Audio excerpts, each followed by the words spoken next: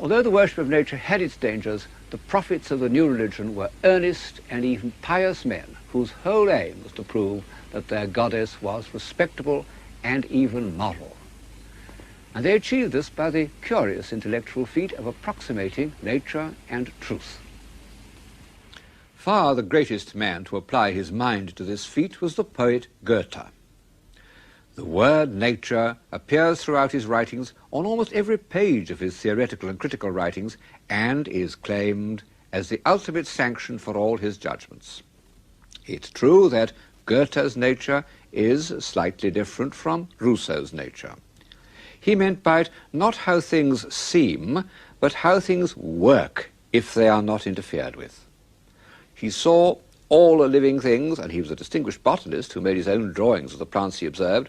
He saw everything as striving for fuller development through an infinitely long process of adaptation. I might almost say that he believed in the gradual civilization of plants and animals. It was the point of view that was later to lead to Darwin and the theory of evolution. But this analytic and philosophic approach to nature had less immediate effect on people's minds than the purely inspirational approach of the English Romantic poets Coleridge and Wordsworth. Difficult to illustrate this rather Germanic state of mind by an English picture. The ones before you are by the great German landscape painter Caspar David Friedrich. Coleridge looked at nature in the high mystical manner. This is how he addressed the Swiss mountains in his Hymn Before Sunrise, the Vale of Chamonix. O dread and silent mount, I gazed upon thee till thou, still present to the bodily sense, didst vanish from my thought. Entranced in prayer, I worshipped the invisible alone.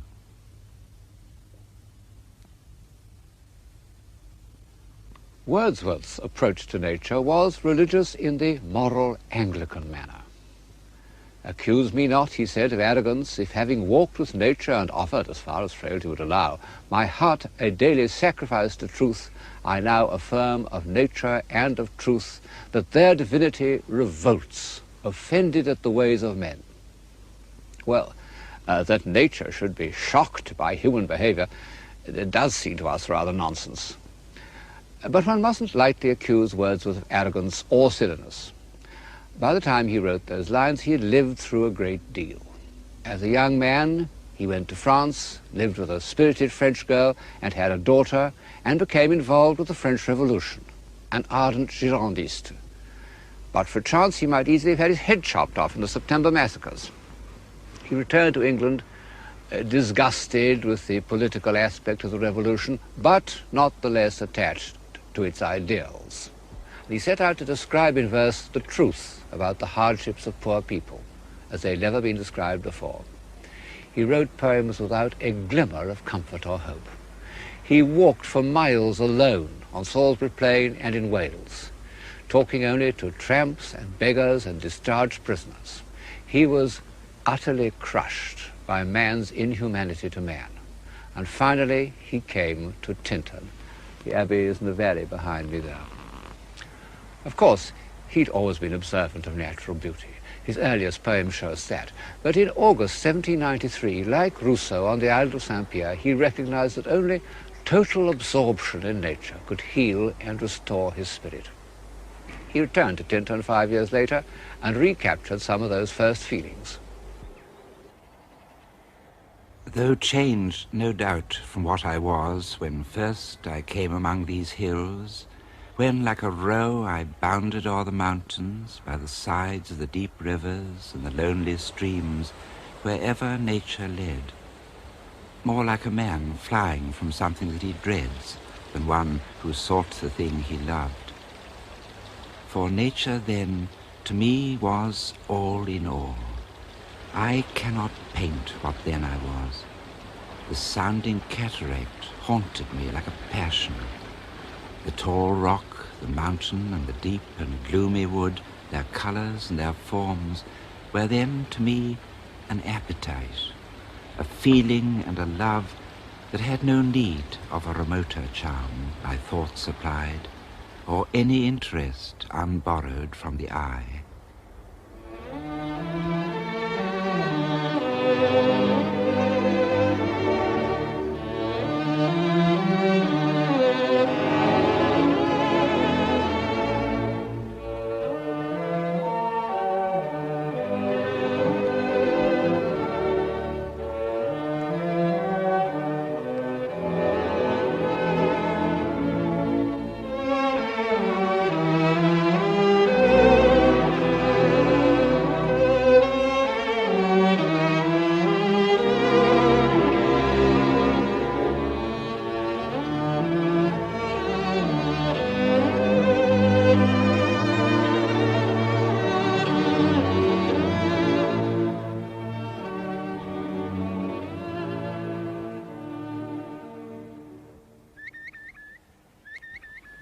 Unlike many of his successors in the 19th century, Wordsworth had earned the right to lose himself in nature. So, after all, Rousseau, because the author of The Solitary Walker was also the author of The Social Contract, the Gospel of Revolution. A sympathy with the humble, the voiceless, be they human or animal, does seem to be a necessary accompaniment to the worship of nature, and has been ever since St. Francis. Robert Burns, at the first dawn of romantic poetry, would not have written A Man's a Man for Our That if he hadn't also felt deeply distressed at disturbing a field mouse's nest. The new religion was anti-hierarchical. It proposed a new set of values, and this was implied in Wordsworth's belief that it was based on right instincts rather than on learning.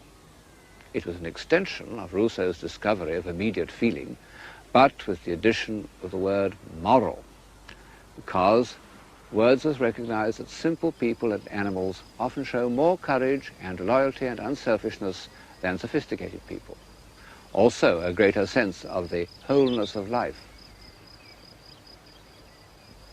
One impulse from a vernal wood may teach you more of man, of moral evil and of good, than all the sages can.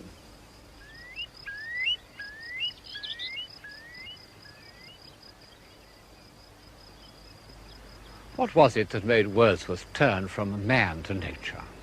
It was the reappearance in his life of his sister Dorothy. They first set up house together in Somerset, then, driven by a strong instinct, they returned to their native country and settled in this cottage at Grasmere. It was in this garden and in the tiny sitting room that Wordsworth wrote his most inspired poems. The journal which Dorothy kept in these years shows how often his poems originated in one of her vivid experiences, and Wordsworth knew it. She gave me eyes, she gave me ears, and humble cares and delicate fears. In the new religion of nature, this shy, unassuming woman was the saint and prophetess.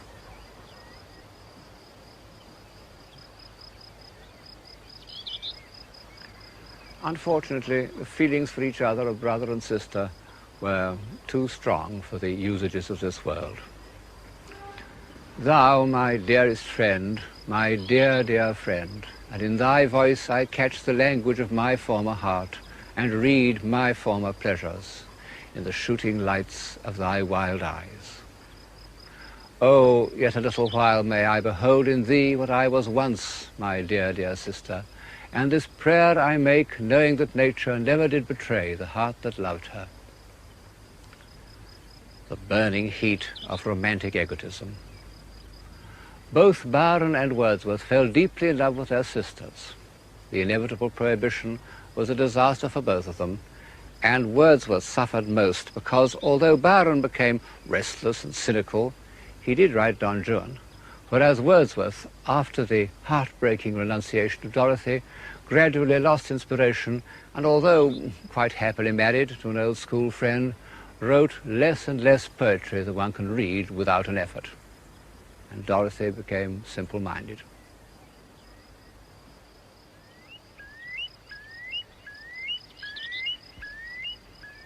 So far, I've illustrated Wordsworth's poems and ideas from the camera's view of nature. But at the same moment that English poetry took its revolutionary course, English painting also produced two men of genius, Turner and Constable. A few months before Wordsworth had settled in the Lake District, Turner had painted this picture of Buttermere. Turner, for all his love of the spectacular, was capable all his life of total surrender to a visual impression. What could be more Wordsworthian than the humble passivity with which he's immersed himself in this quite ordinary scene? However, Wordsworth's real kinship was not with Turner, but with Constable. They both were countrymen, with strong appetites rigidly controlled. They both grasped nature with the same physical passion. "I have seen him," said Constable's biographer, "admire a fine tree with an ecstasy like that with which he would catch up a beautiful child in his arms." Constable never had the least doubt that nature meant the visible world of tree, flower, river, field and sky, exactly as they presented themselves to the senses. And he seems to have arrived intuitively at Wordsworth's belief that by dwelling with absolute truth on natural objects, he would reveal something of the moral grandeur of the universe. Only by concentrating on the shining, variable surface of appearance would he discover that motion and the spirit that impels all thinking things, all objects of all thoughts, and rolls through all things. Then both Wordsworth and Constable loved their own places, and never tired of those things which had entered their imaginations as children. Constable said, "The sound of water escaping from mill dams, old rotten planks, shiny posts and brickwork, these scenes made me a painter, and I am grateful." We've got so used to this approach to painting that it is difficult for us to see how strange it was, at a time when all serious artists aspire to go to Rome, for anyone to love shiny posts and rotten planks more than heroes in armour. Constable hated grandeur and pomposity, and like Wordsworth, his cult of simplicity sometimes seems to me to go too far. This cottage in a cornfield perhaps isn't quite interesting enough. A Constable like this is the forerunner of a quantity of commonplace painting, just as Wordsworth's poems on small celandines and so forth anticipated a quantity of bad poetry. It was rejected from the Academy when it was painted. "Take away that nasty green thing," they said. But for 100 years it would have been one of his works most likely to be accepted. When Constable really trusted his emotions, his rustic subjects do achieve that quality by which, as Wordsworth said, the passions of men are incorporated with the beautiful and permanent forms of nature. In such a picture as The Leaping Horse, the classically simple structure of the lock, the weight of water, the movement of the barges,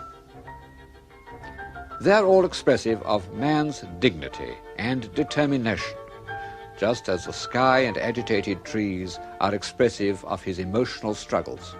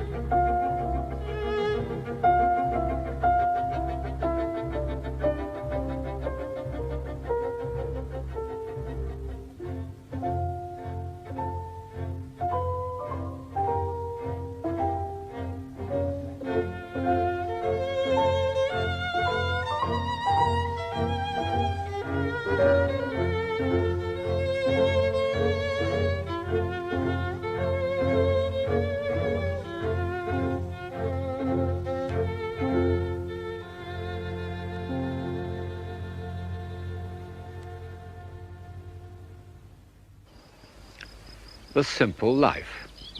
It was a necessary part of the new religion of nature, and one in strong contrast to earlier aspirations. Civilization which for so long had been dependent on great monasteries or palaces or well-furnished salons could now emanate from a cottage. Even Goethe at the court of Weimar preferred to live in a small and simple garden house. And Dove Cottage was extremely humble and remote. No carriages rolled up to that door. Which reminds me of how closely the worship of nature was connected with walking. In the 18th century, a solitary walker was viewed with almost as much disapproval as he is in Los Angeles today. But the Wordsworths walked continually. De Quincey calculated that by middle age the poet had walked 180,000 miles. Even the unathletic Coleridge walked. They thought nothing of walking 16 miles after dinner to post a letter. And so, for over 100 years, going for a walk was the spiritual as well as the physical exercise of all intellectuals, poets and philosophers.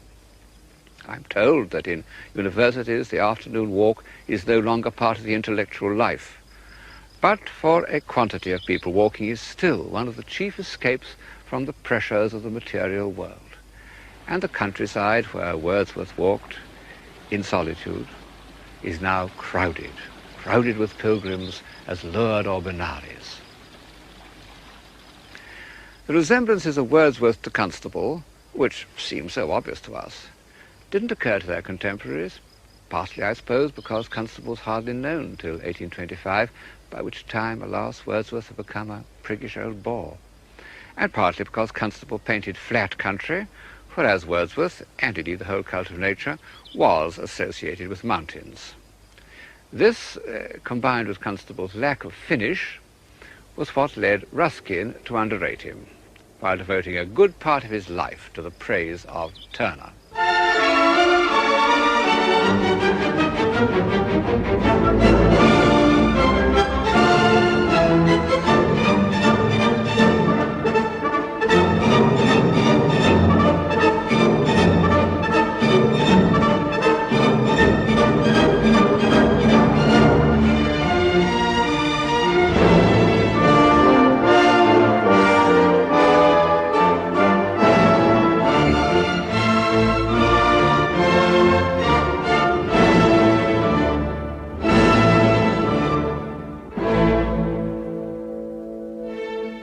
Turner was the supreme exponent of that response to nature felt by Gray in the Grande Chartreuse, what one might call the picturesque sublime.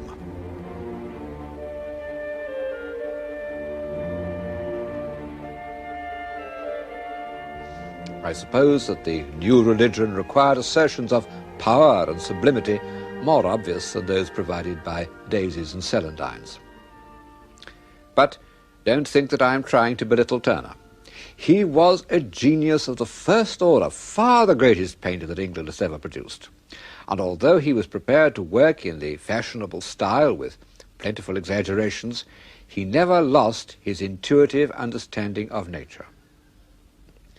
No one has ever known more about natural appearances, and he was able to fit into this encyclopedic knowledge memories of the most fleeting effects of light, sunrises, passing storms, dissolving mists, none of which had ever been set on canvas before.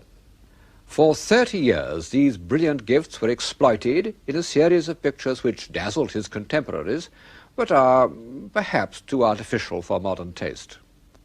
All the time, Turner was perfecting, for his own private satisfaction, an entirely new approach to painting, which really was only recognized in our own day. It consisted of transforming everything into pure color. Light rendered as color, feelings about life rendered as color. You know, it's quite difficult for us to realize what a revolutionary procedure this was. One has got to remember that for centuries objects were thought to be real because they were solid. You proved their reality by touching or tapping them. People still do. And all respectable art aimed at defining this solidity, either by modelling or by a firm outline. What is it, said Blake, that distinguishes honesty from knavery, but the hard and wary line of rectitude? Colour was considered immoral, perhaps rightly, because it is an immediate sensation, and it makes its effect independently of those ordered memories that are the basis of morality. However, Turner's colour was not at all arbitrary, what we call decorative colour. However magical it seems, it always started as the record of an actual experience. Turner, like Rousseau, used his optical sensations to discover the truth. I feel, therefore I am. It's a fact which you can verify by looking at the Turners in the Tate Gallery, that the less defined, the more purely coloristic they are, the more vividly they convey a total sense of truth to nature. Turner declared the independence of colour, and thereby added a new faculty to the human mind.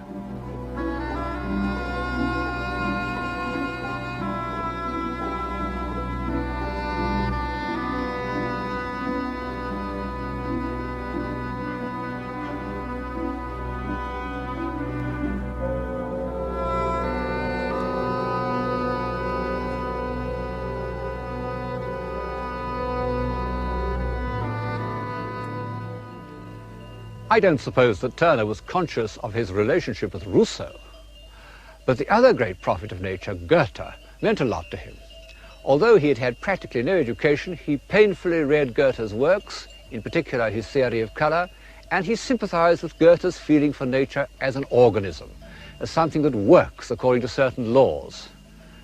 This, of course, was one of the things about Turner that delighted Ruskin, so that his enormous defence of the artist, which he called by the wholly misleading title of Modern Painters, became an encyclopedia of natural observation. Just as the Middle Ages produced encyclopedias in which inaccurate observations were used to prove the truth of the Christian religion, so Ruskin accumulated very accurate observations of plants, rocks, clouds, mountains, in order to prove that nature worked according to law.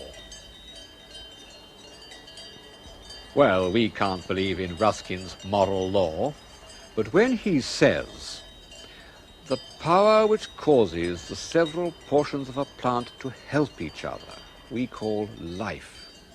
Intensity of life is also intensity of helpfulness. The ceasing of this help is what we call corruption. He does seem to me to have drawn from his observations a moral at least as convincing as most of those that can be drawn from Holy Writ. And it helps to explain why for 50 years after the publication of Modern Painters, Ruskin was considered one of the chief prophets of his time.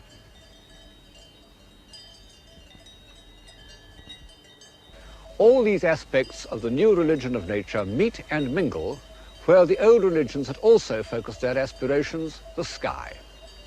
Only instead of the influential movements of the planets, or a vision of the celestial city, the nature worshippers concentrated on the clouds. But clouds are very difficult to deal with intellectually. They're proverbially lawless. Even Ruskin gave up the attempt in despair. So for the time being, this sky appealed less to the analytically minded than to those worshippers of nature who abandoned themselves to Rousseau's sensuous reverie. The whole mind, said an early writer on Romanticism, may become at length something like a hemisphere of cloud scenery, filled with an ever-moving train of changing, melting forms. Wordsworth put it even better in a famous passage in the first book of the Excursion.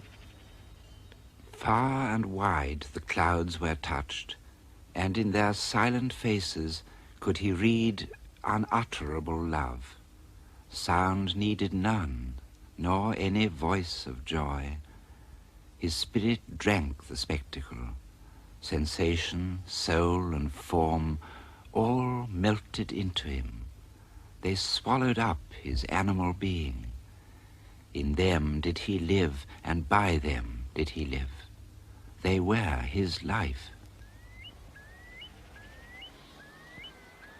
Constable said that in landscape painting, clouds are the chief organ of sentiment. He did hundreds of cloud studies, noting on the back the month, the time of the day, the direction of the wind. Ruskin said, I bottled clouds as carefully as my father, who was a wine merchant, had bottled sherries. And for Turner, they had a symbolic meaning. He identified skies of peace and skies of discord, clouds the color of blood, become symbols of destruction. His chief aim in life was to see the sun rise above water. He owned a number of houses from which he could see this happening, and he was particularly fascinated by the line where the sky and the sea join each other, that mingling of the elements which seems by its harmony of tone to lead to a general reconciliation of opposites.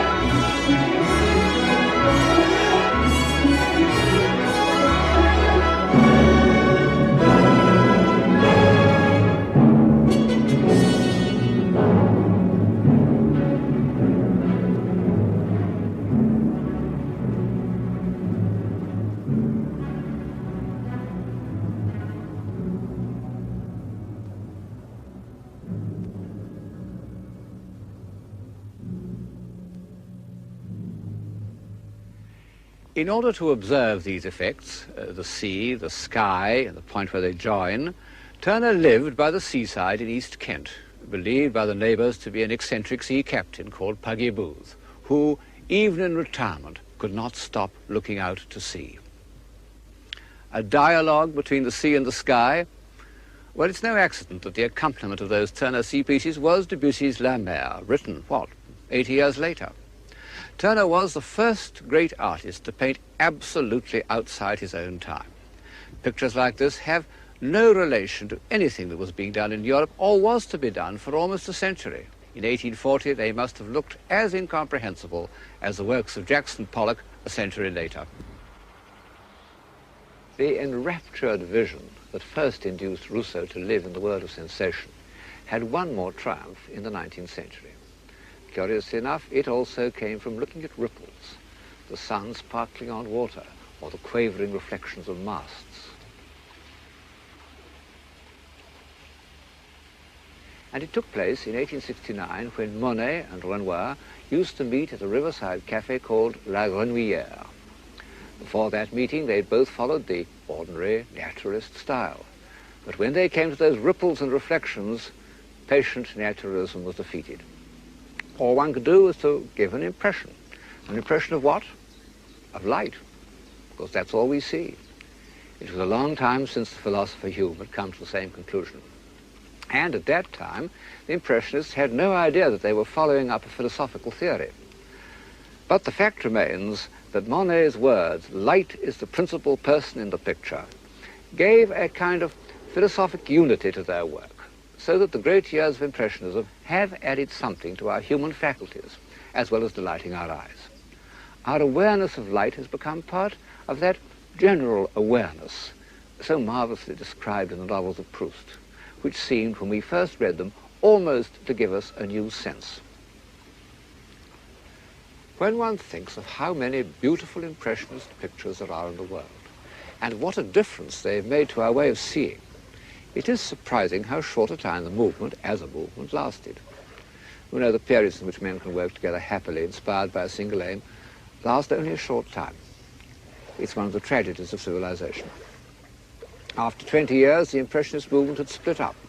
One party thought that light should be rendered scientifically in touches of primary color, as if it had passed through a spectrum. And this theory inspired a very distinguished painter, Seurat. But it was too remote from the first spontaneous delight in nature, upon which, in the end, all landscape painting must depend. Monet, the original unswerving Impressionist, when he found that straightforward naturalism was exhausted, attempted a kind of color symbolism to express changing effects of light.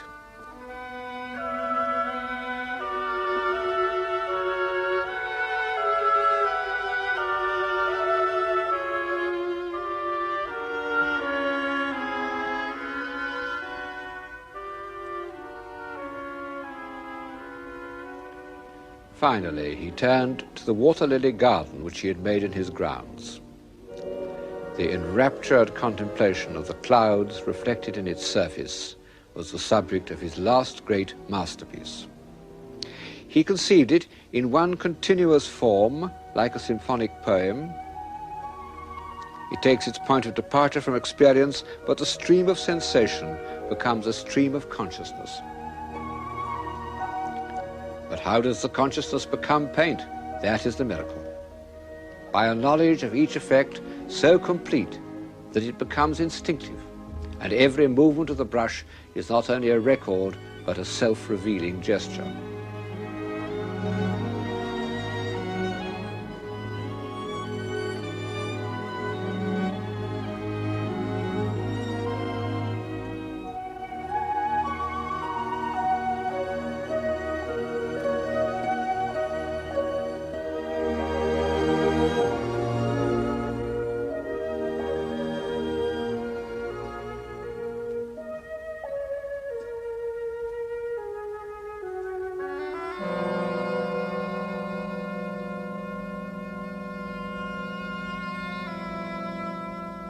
Total immersion. This is the ultimate reason why the love of nature has been for so long accepted as a religion. It is a means by which we can lose our identity in the whole and gain thereby a more intense consciousness of being. I feel, therefore I am.